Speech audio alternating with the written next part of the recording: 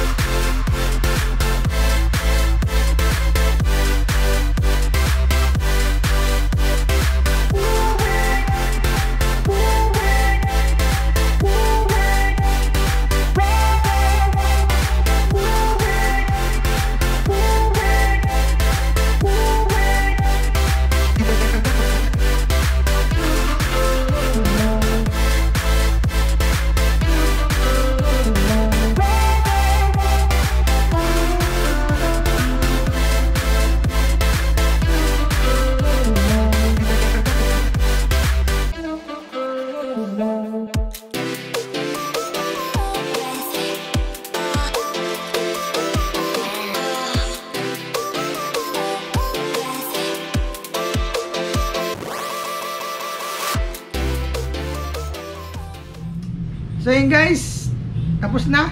Napagana na namin, napatay na namin yung LCD nya. Nakikita ka. May natin password nito.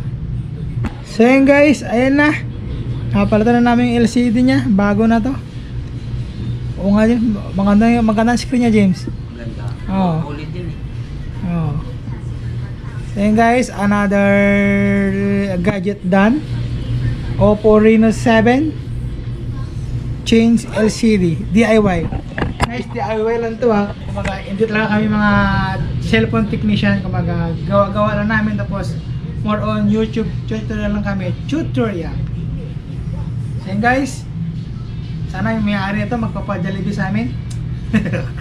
Kahit isang chicken lang. Then guys, that's all for today's video. Thank you for watching.